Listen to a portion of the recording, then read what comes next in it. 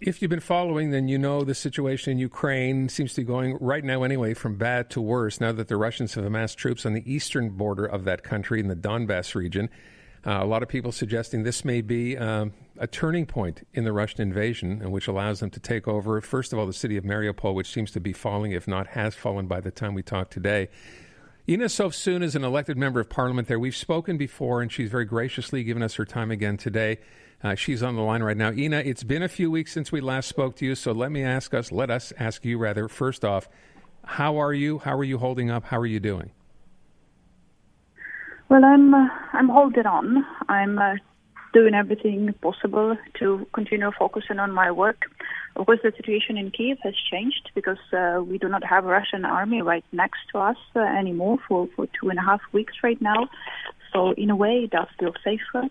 On the other hand, of course, we all know that what we have witnessed after the Russians have left the outskirts of Kyiv in Bucha and Irpin is, of course, terrifying, and that still is a nightmare that keeps on going because we are getting more and more news about the atrocities that were taking place there every day. We are learning about yet new people who have been killed by Russians in that area. Again, every day, new bodies are being released. So that is an ongoing nightmare for us. But the situation in Kyiv it feels a little bit better. But you have to realize that still we're getting air raid alerts all the time here. So the Russians keep on setting the missiles into the city. One we had about half an hour ago, I think. So that still keeps on happening. So it's not completely safe. But people are starting to come back to the city. About 40 to 50,000 people were coming back every day back to the city during the last week. So people want to get back their lives to normal. Of course, it's not that easy with all those air raid alerts. My situation is like this. My boyfriend is in the east, so I worry much more about him than myself right now. Like for everyone else in the east right now, of course, that is just heartbreaking what is happening there. Your boyfriend is fighting in the east, and how's your son doing? We always like to check in on him as well. Sure. Martin is fine. He's fine. He's back. He's at school. Online schooling as they have been doing since the beginning of the war, basically. I'm going to visit him over the weekend because we're having Easter here in Ukraine in 2 days. So that's what I'm going to do, to check on his math again. But he texts me. He says that he's fine. He's doing his math again. So. I think he also texted me recently, said that he really hates the air raid alerts, and he asked me if I got tired of them too. So that was his major concern. I can't imagine what you're living through, and I say that even though every day on TV here we see what's going on, the atrocities that are committed. It's hard to understand as well, Ina, as you say. People are starting to come back to Kyiv now because the Russian army has left that part of the country, and you are discovering every day more damage, more people dying and we thought this was over a week ago, but that's not the case. Yes, exactly. We are learning about more death, and you have to realize that more people are still officially declared missing, but we are, of course, afraid that they will be found dead after all in the outskirts of Kyiv. But again, on the east, it's so much worse. There are tens of thousands of people who are trapped there, who are now trying to escape from the Russian army. And the Russians are doing everything in their power to stop the evacuation process. Just today, we were supposed to have an evacuation corridor from Mariupol at 2 in the afternoon. We had 10 in the evening here in Ukraine, and the Russians did not open the corridor, which they promised to open. So people were planning to leave. They were hoping to escape. Ukrainian government has brought in tons of buses and ambulances, but the government, after all, the Russians, just didn't let people leave Mariupol. So 100,000 people are still trapped there, without water, without electricity, without food, without medicines. It's just heartbreaking, the stories we're hearing from Mariupol. So, yeah, it's just ongoing nightmare, truly. I mean, we've certainly heard a lot about the resilience and the resolve of Ukrainian people. I was reading in the New York Times today, they're basically asking, can Ukraine keep winning this war? Given that Ukraine defeated Russia in the first phase, we've now entered the second phase. Ina, do you think Ukraine can keep winning this war? I'm absolutely sure that we can. I know that from the army. I know that from the people who are fighting in the army. And I also have great hope that our allies, with the continued support in terms of weapons supply, will help us in that process. We will win because we are on the right side of history here. We will win because we just cannot lose, because this is the existential battle, which we can either win or just stop existing. And that is the reality for us right now.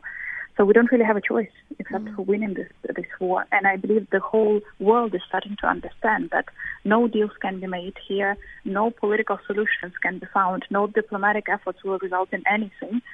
We just have to win this militarily. And that is what we have been preparing for the past couple of weeks, because the Russians have been preparing for the battle in Donbass, but so have we.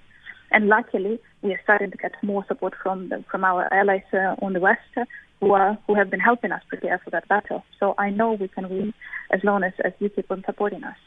Ina, can you explain, if you can, what is the significance of the Donbass region, the eastern part of the country? What is the Russian play here? What do they want to see happen?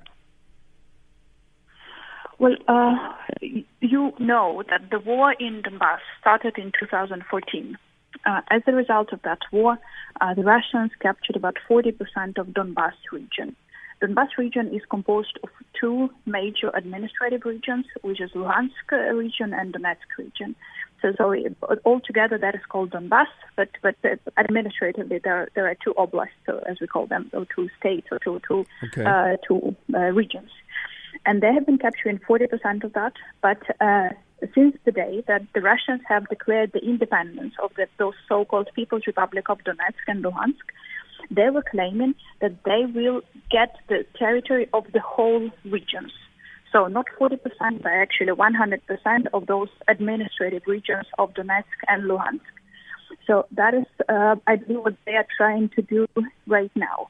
So this is their game. They want to show that those administrative borders are kept for those Donetsk and Luhansk regions, and that is what they are fighting for. But I do not believe that they will actually stop there. I'm absolutely sure that unless they stop, they will go further. But right now, for them, it's important to show that they at least can get to those administrative borders of the regions by May 9th. That is a critical date for them. Why is that a critical date? Mm-hmm. So May 9th is the so-called Victory Day in Russia. Used to be in Ukraine as well. We are now celebrating the May 8th more like the whole world as the victory in the World War II. That is the date when there would be a great parade in Moscow where Putin would have to show that the Russian army, still can achieve some goals. So for that, he would need some achievement in Ukraine. Okay. Thank you for explaining that. I'd never heard that before. I know when we have talked previously, we've asked the question, are you happy with what you're seeing from the West? I know that the other day, the U.S. President, Joe Biden, earmarked another $800 million in weaponry. Canada has also done the same today to a smaller degree. Are you happy now with what you're seeing? Because it's clear there's not going to be military intervention of any kind, but there is still support. Yes, that is actually what we have been asking for from the beginning. I just wish that all that help came like a month ago, which we could have saved Mariupol if we received all that weapons before. But what is a crucial element, and that is what I want the audience to hear, is that crucial element of the weapons that we get is that to make sure that we get the offensive weapons, like long-range missiles to destroy Russian artillery. There was a huge debate, political debate, that we can use that to attack Russia. Trust me, we have no interest in attacking Russia. We just need weapons that we can use to destroy their artillery. So as long as we're getting that, that would be great. And I'm sure with that we can win faster rather than later.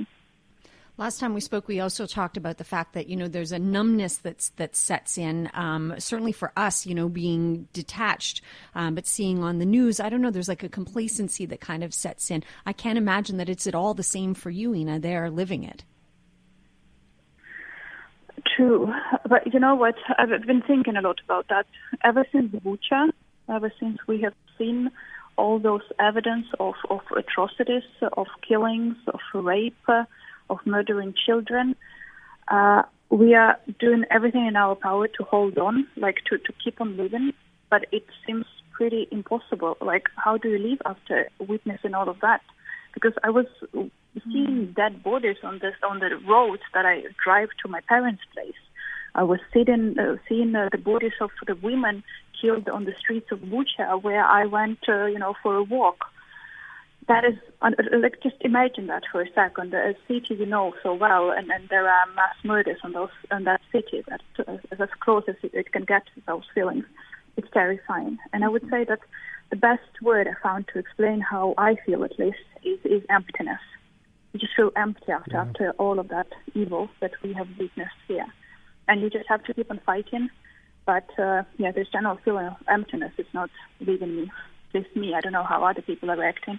People are reacting differently, of course. But, emptiness. But then also feeling resolute that we have to stop that.